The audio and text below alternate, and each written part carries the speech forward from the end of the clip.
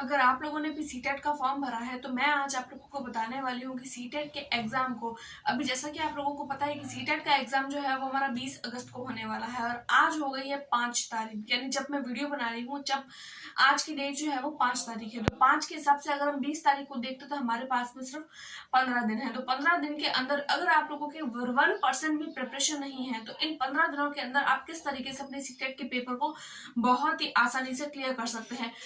मैं आप लोगों को एक ऐसे ट्रिक बताने वाली हूँ जिसमें आप 100 प्लस या 110 प्लस मार्क आसानी से ले आएंगे अगर आप लोग इस ट्रिक को फॉलो करते हैं। तो चलिए बिना किसी देरी के अपनी वीडियो स्टार्ट करते हैं। तो देखिए आज की वीडियो में मैं आप लोगों को बताने वाली हूँ कि सीटेट में जो पेपर 1 होता है उसके लिए ईवीएस सब्जेक्ट आता है और ईवीएस सब्जेक्ट के लिए मैं आप लोगों को कुछ ऐसे टैग वर्ड्स बताने वाली हूँ। अब यहाँ ईवीएस लिखा है, इसका मतलब ये नहीं है कि आप सिर्फ और सिर्फ इसको ईवीएस के लिए ही ले रहे हैं, आप इसको हर सब्जेक्ट के लिए ले सकते हैं। अगर आपने हिंदी, इंग्लिश, जो अपनी साइकोलॉजी होती है उसके लिए, या फिर मैथ्स, अगर आप लोगों ने पेपर 2 के लिए एसएसटी, साइंस, इन सारे सब्जेक्ट को भी अगर आप लोगों ने देखना है तो उसके फॉर्म में भी ये सारे के सारे वर्ड्स जो है वो आपके काम आने वाले हैं। लेकिन अगर हम देखें तो हमारे ईवीएस के लिए तो स्पेशल है, उसके अलावा बाकी सारे सब्जेक्ट के लिए भी ये हमारे उतने ही इक्वली इम्पॉर्टेंट है, क्योंकि साइकोलॉजी तो एक जैसी ही होती है। तो अभी की वीडियो में मैं आप लोगों को कुछ ऐसे ट्रिक्स बताने वाली हूँ, ये सारी की सारी ट्रिक्स है जो अगर आप लोग फॉलो करते हैं तो आप लोग सीटेट में 100% मेरी गारंटी है कि आप लोग 100 या 110 से ज़्यादा मार्क ले आ सकते हैं। तो देखिए अभी की वीडियो में मैं आप लोगों को कुछ ऐसे पॉजिटिव वर्ड दिखाऊंगी। पॉजिटिव वर्ड का मतलब है कि अगर आप लोगों को क्वेश्चन के अंदर ये सारे वर्ड्स जो अभी मैं आप लोगों को बताने वाली हूँ अगर देखे जाते हैं तो हमें मानना है कि वो क्वेश्चन हमारा पॉजिटिव है, यानी वो क्वेश्चन हमारा सही होगा, वो ऑप्शन हमारा सही माना जाएगा। जो ऑप्शन हमें 4 ऑप्शन दिए हुए होते हैं उसमें से अगर हम लोगों को इस तरीके ये सारे नेगेटिव वर्ड है, नेगेटिव वर्ड का मतलब है यानी कि अगर ये सारे ऑप्शन में अगर ये सारे के सारे वर्ड्स आ जाते हैं या फिर इन सब में से कोई भी एक वर्ड आ जाता है तो इसका मतलब है कि हमारा ये जो ऑप्शन है वो गलत माना जाएगा। जैसे कि देखिए सबसे पहला अगर मैं आप लोगों को एक तरीके से मानिए ये हमारी ट्रिक हो सकती है, की वर्ड्स हो सकते हैं, क्योंकि देखिए साइकोलॉजी और ये ईवीएस और ये सारे के सारे पेडागोजी जो होती है वो ऐसे ही सब्जेक्ट होते हैं। अगर कई बार हमारे साथ ऐसा होता है कि हमें क्वेश्चन ही समझ में नहीं आता है, लेकिन अगर हम इन पॉजिटिव पॉइंट्स और नेगेटिव पॉइंट्स को सिर्फ और सिर्फ इन शब्दों को पकड़ लें तो हम सिर्फ और सिर्फ इन शब्दों के थ्रू ही अपने आंसर तक पहुंच सकते हैं। क्योंकि आजकल हमें पता है कि सीटेट के क्वेश्चन बहुत ही ज़्यादा लेंथी आने लगे हैं जब से ऑनलाइन पेपर हुआ है उसके बाद से। लेकिन अगर हम सारे इन वर्ड को ही देख लें, ज़्यादा प्रिपरेशन नहीं करने की ज़रूरत है, क्योंकि अब हमारे पास में बहुत ही कम दिन है, 10 से 12 दिन या मैक्सिमम 15 दिन ही है। 15 दिन के अंदर अगर आप लोग इन सारे वर्ड्स को याद करके और कुछ क्वेश्चन प्रैक्टिस कर लेते हो या प्रीवियस ईयर ही देख लेते हो तो आई होप आप लोग अच्छे मार्क ले आएंगे। तो चलिए अब मैं आप लोग को कुछ ये बता देती हूँ वर्ड्स। तो देखिए सबसे पहला आ रहा है अपना शब्द व्यापकता। मान लीजिए कोई भी क्वेश्चन दे दिया हमें कि कोई बच्चा जो है वो मान लीजिए कि इस तरीके का हमें क्वेश्चन दे दिया जाता है जिसके अंदर कोई बच्चा जो है वो किसी काम को करना चाहता है लेकिन वो कर नहीं पा रहा है, और या फिर हमें इस तरीके का कोई क्वेश्चन दे दिया कि बच्चा जो है वो कर नहीं पा रहा है, तो फिर हम उसके लिए किस तरीके से हम आंसर ढूंढेंगे। तो बहुत सारे ऑप्शन दिए हुए होते हैं। तो देखिए साइकोलॉजी में आंसर कुछ इस तरीके से दिए हुए होते हैं कि सारे के सारे आंसर हमें सही लगते हैं, लेकिन हमें एक ऐसा ऑप्शन, 4 में से हमें एक ऐसा ऑप्शन ढूंढना पड़ता है जो उन चारों में बेस्ट हो। तो देखिए जैसे कि मान लीजिए यहाँ पे प्रोत्साहन शब्द लिखा हुआ है, तो अगर वो बच्चा काम नहीं कर पा रहा है तो हमें क्या करना है, तो हमें उस बच्चा को प्रोत्साहित करना है। तो उसमें 4 ऑप्शन दे दिए जाएंगे कि कोई भी बच्चा है उसको कोई भी कार्य दे दिया गया तो वो कोई कार्य नहीं कर पा रहा है, तो अध्यापक होने के नाते आप क्या करेंगे, उसे प्रोत्साहित करेंगे, उसको व्याख्यान देंगे, उसको केवल और केवल चुपचाप बैठने के लिए कहेंगे या फिर उसको दंडनीय सजा देंगे। तो इन चारों में से हमारा कौन सा ऑप्शन सही हो जाएगा, तो ऑब्वियसली ये पॉजिटिव है, प्रोत्साहित करेंगे, हम बच्चे को मोटिवेट करेंगे कि नहीं तुम कर सकते हो, तुम करो। तो इस तरीके से हमारे ऑप्शन जो है वो सही हो जाएंगे। सेकंड अगर मैं आप लोगों को पॉजिटिव पॉइंट बताऊं तो वो देखिए वो आया हमारे अन्वेषण। अन्वेषण का मतलब होता है खोजबीन करना। खोजबीन देखिए अगर कोई भी बच्चा खोजबीन कर रहा है मतलब वो बच्चा खुद कर रहा है। बच्चा जब खुद कोई भी काम कर रहा है तो वो ऑप्शन में हमेशा सही माना जाएगा। एक ऐसा ऑप्शन हमें चूज करना है जिसमें बच्चा खुद कुछ काम कर रहा हो। टीचर कर रहा है वो तो बात ठीक है, टीचर समझा रहा है वो तो बात ठीक है, लेकिन बच्चा खुद अगर उस काम को कर रहा है तो वो हमारा ज़्यादा पॉजिटिव पॉइंट माना जाएगा। दूसरा आता है विस्तार, यानी कि बच्चा अगर कोई भी काम स्वयं से कर रहा है, विस्तार से कर रहा है, तो हमारा वो ऑप्शन सही हो जाएगा। अगला मैं अगर आप लोगों को पॉजिटिव पॉइंट बताऊं तो वो हो जाएगा अवलोकन, यानी कि अगर कोई भी बच्चा खुद अवलोकन कर रहा है, मान लीजिए हमने उसको कोई भी क्वेश्चन दे दिया कि आप अपने पड़ोस में जाइए और बगीचे में देखिए कौन कौन से फूल लगे हुए हैं, तो या फिर तो वो किसी को पूछ के लिख ले, या फिर किसी किताब में से ढूंढ के लिख ले, या फिर अगर वो बच्चा खुद किसी पार्क में जाए, खुद अवलोकन करे, वहाँ के फूलों को देखिए, उसके बारे में जाने, तो शायद वो बच्चा, क्योंकि उस ऑप्शन में खुद बच्चा ज़्यादा क्रिएटिव होगा, खुद देखेगा तो खुद से सीखेगा, वहाँ जाएगा, 4 लोगों से बात करेगा, तो वो ऑप्शन ज़्यादा पॉजिटिव माना जाएगा। फिर हमारा पॉजिटिव पॉइंट आता है प्रश्न करना। अगर कोई भी क्लास के अंदर टीचर पढ़ा रहा है और अगर वो कोई भी बच्चा है वो ज़्यादा से ज़्यादा प्रश्न पूछ रहा है, तो हमें इस तरीके से नहीं करना है। ऑप्शन में आता है कि यदि कोई बच्चा है क्लास के अंदर जो ज़्यादा से ज़्यादा प्रश्न पूछता है, तो आप उसको क्या करेंगे? क्या आप उसे हतोत्साहित करेंगे? नहीं, हमें ऐसा नहीं करना है। हम उसको ऐसे कहेंगे कि तुम्हें ये प्रश्न नहीं समझ में आ रहा तो तुम इसको रट लो या कंटेस्ट कर लो। ऐसा भी नहीं करेंगे कि हम उसको दंड देंगे, सजा देंगे, तो ये सारे के सारे ऑप्शन नेगेटिव हो जाएंगे। हम तो उसे प्रोत्साहित करेंगे कि नहीं, वो और ज़्यादा क्वेश्चन पूछे। तो इस तरीके से ये ऑप्शन जो है वो सारे के सारे ये जो ऑप्शन है वो आपस में कनेक्टेड रहते हैं। फिर आता है वास्तविक जीवन से जोड़ना। जैसे कि अभी मैंने आप लोगों को बताया कि अगर मैं किसी बच्चे को बोलूँ कि कल अपने घर से जाना और अपने घर आस पड़ोस में किसी बगीचे में जाके 5 फूलों के नाम लिख के आना, तो वो हो सकता है बच्चा इंटरनेट से देख के लिख ले, लेकिन ऐसा नहीं करना है। हमें उस बच्चे को बोलना है कि तुम खुद जाओ और खुद आस पड़ोस के फूलों के नाम जो तुम्हारे गली के अंदर कोई भी पार्क है या किसी के घर में हो तो वो ले आओ। तो वो बच्चा वास्तविक जीवन से उसको जोड़ने की कोशिश कर रहा है। तो अगर वास्तविक जीवन जैसा कोई भी अगर आप लोगों को शब्द मिल जाता है कि बच्चा जो है वो किसी भी चीज़ को वास्तविक जीवन से जोड़कर किसी कार्य को करना चाहता है, तो वो हमारा ऑप्शन राइट माना जाएगा। अगला आता है बच्चा करके सीख रहा है, यानी बच्चा अगर खुद करके सीख रहा है, लर्निंग बाय डूइंग, यानी करके सीख रहा है, तो वो ऑप्शन हमारा ज़्यादा बेस्ट माना जाएगा। अगला मैं अगर आप लोगों को बताऊं कि बच्चे को हम अवसर दे रहे हैं।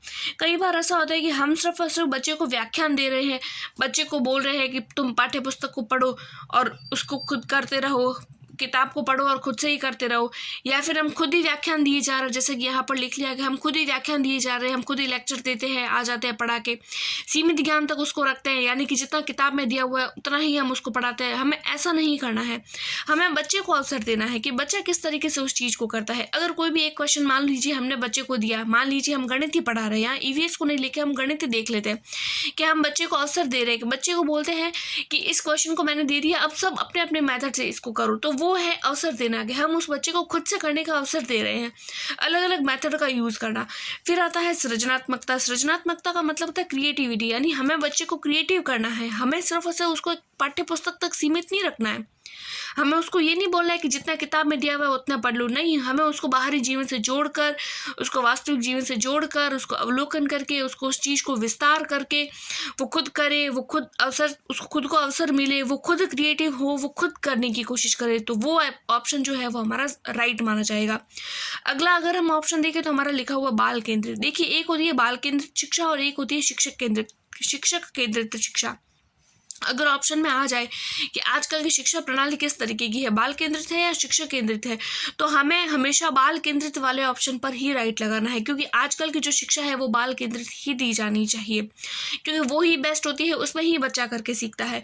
अगर अगला मैं आप लोगों को बताऊं तो देखिए, अगला आता है सक्रिय, यानी बच्चा अगर खुद सक्रिय है, क्योंकि देखिए ये जो जितने भी पॉजिटिव पॉइंट है उसमें बच्चा खुद सक्रिय है, खुद एक्टिव है, सारा का सारा काम अगर वो बच्चा खुद कर रहा है, तो हमारा वो ऑप्शन जो है वो सही हो जाएगा। फिर आता है दैनिक जीवन से जोड़ के, यानी कि अभी मैंने जैसे कि आप लोगों को बताया है कि हम बच्चे को अवसर दे रहे हैं कि वो खुद आस पड़ोस में जाए, यहाँ कुछ चीज़ों को देखे, यहाँ वहाँ जाए, किसी से बात करेगा तो वो खुद बच्चा सीखेगा।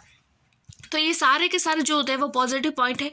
अगर ये सारे पॉजिटिव पॉइंट अगर हमारे ऑप्शन में आ जाते हैं तो हमें इन्हीं पॉजिटिव पॉइंट को देखकर ही आंसर लगाना है। उसके बाद मैं आप लोगों को बता रही हूँ कुछ नेगेटिव पॉइंट। अगर ये सारे ऑप्शन में अगर हमें दिख जाते हैं तो हमें बिना ऑप्शन को पढ़े ही हमें क्वेश्चन को गलत कर देना है, उस ऑप्शन को हटा देना है, एलिमिनेट कर देना है डायरेक्ट ही, बिना ऑप्शन पढ़े ही। अगर ये सारे वर्ड अगर आप लोगों को मिल जाए तो आपको पहले मान लीजिए कि कोई भी क्वेश्चन है वो आप लोगों को दे दिया, 3 ऐसे ऑप्शन आ रहे हैं जिसके अंदर ये सारे वर्ड आ रहे हैं और एक ऐसा ऑप्शन आ रहा है जिसमें ये वाले वर्ड आ रहे हैं, तो ऑब्वियसली आंसर यही होगा, क्योंकि नेगेटिव पॉइंट अगर उस क्वेश्चन में पूछा है तो नेगेटिव सेंस में ही हमें उसको आंसर लगाना पड़ेगा। अब मैं अगर आप लोगों को ये बताऊं कि कुछ नेगेटिव पॉइंट्स, तो देखिए, अगर बच्चा सीमित मात्रा में यानी केवल और केवल पाठ्य पुस्तक पढ़कर सिर्फ क्लासरूम में पढ़ रहा है तो ये ऑप्शन बिल्कुल गलत हो जाएगा। सिर्फ टीचर ही व्याख्या कर रहा है, बच्चे को तो बोलने का मौका ही नहीं दे रहा है, बल्कि हम तो यहाँ देख रहे हैं कि बच्चे को हम अवसर दे रहे हैं, बच्चा खुद प्रश्न करेगा, तो हमारा वो पॉजिटिव पॉइंट हो जाता है। अगर हम इंग्लिश पैडागोजी की देखें तो अगर इंग्लिश पैडागोजी में सिर्फ ये वाला वर्ड आ जाए ओनली, अगर ये ओनली वर्ड दिख जाए तो आपको ऑप्शन को डायरेक्ट ही हटा देना। और अगर हिंदी में, ईवीएस में, मैथ्स में, ये सब हिंदी में दिए हुए होते हैं, तो अगर ये सब दे दिए जाए तो अगर हमारे पास में ये ऑप्शन आ जाए केवल मात्रा, केवल ही, यानी बच्चा केवल अकेला ही करता है, केवल यही चीज करता है, मात्र यही चीज करता है, तो इस तरीके के ऑप्शन को हमें डायरेक्ट हटा देना है।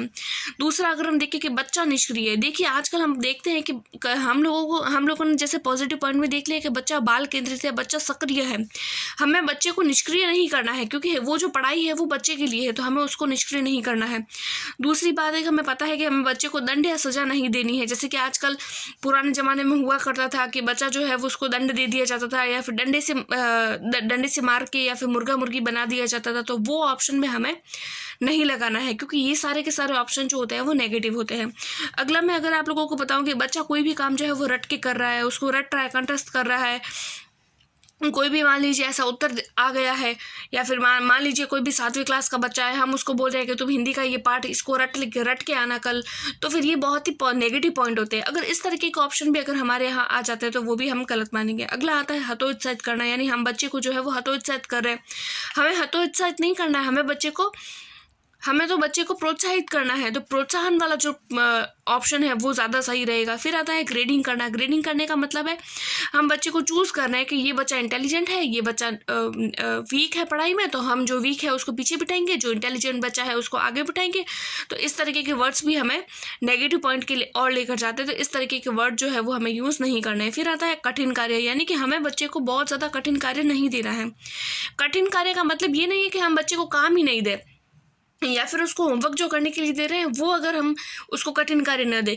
कठिन कार्य का मतलब है कि मान लीजिए बच्चा जो है वो 2nd क्लास में पढ़ता है और हम उसको 8th क्लास का सवाल दे रहे हैं, तो वो उसके लिए कठिन हो जाएगा, क्योंकि दूसरी क्लास का बच्चा 8वीं क्लास के क्वेश्चन को सॉल्व नहीं कर सकता। हमें बच्चे को बहुत ज़्यादा कठिन कार्य नहीं देना है। कठिन कार्य का मतलब ये नहीं कि हमें बच्चे को काम ही नहीं देना है, यानी कि जो सिर्फ किताब में दिया हुआ है सिर्फ उतना ही देना है, ऐसा नहीं है। कठिन कार्य का मतलब है कि मान लीजिए बच्चा दूसरी क्लास में पढ़ता है और हम उसको 8वीं क्लास की प्रॉब्लम सॉल्व करने के लिए दे रहे हैं, तो वो बच्चे के लिए कठिन कार्य हो जाएगा, यानी जिस एज का वो बच्चा है तो हमें उसको उसी के हिसाब से ही कार्य देना है। फिर आता है हमारा अगला नेगेटिव पॉइंट जो लास्ट है वो है पाठ्य पुस्तक केंद्रित। पाठ्य पुस्तक केंद्रित का मतलब है कि हम जब क्लास में बच्चे को पढ़ा रहे हैं तो हमें सिर्फ और सिर्फ पाठ्य पुस्तक पे केंद्रित नहीं रहना है कि हम आए क्लास के अंदर, हमने किताब पढ़ा ली, उसकी क्वेश्चन आंसर करने के लिए दे दी और बच्चे ने कर लिए। तो अगर ये सारे के सारे पॉइंट अगर हमें ऑप्शन में दिखते हैं तो देखिए ये सारे नेगेटिव पॉइंट है, ये सारे पॉजिटिव पॉइंट है। अगर ऑप्शन में ये सारे ऑप्शन में आते हैं वर्ड्स तो वो क्वेश्चन हमारा सही है, वो ऑप्शन हमारा सही माना जाएगा। इस तरीके के नेगेटिव वर्ड्स को यूज़ नहीं करना है।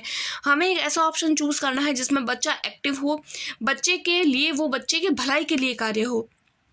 तो इस तरीके से अगर आप लोग थोड़ी बहुत क्वेश्चन प्रैक्टिस करेंगे इन सारे वर्ड्स को लेकर, तो आप बहुत ही आसानी से जो है अपने सीटेट के एग्जाम को 10 से 12 या 15 दिन, क्योंकि अब हमारे पास में सिर्फ और सिर्फ 15 दिन है, 15 दिन के अंदर अंदर क्लियर आराम से कर सकते हैं। आई होप सो आपको मेरी ये वीडियो पसंद आई होगी। मिलते हैं अगली वीडियो में, तब तक के लिए टेक केयर, बाय बाय।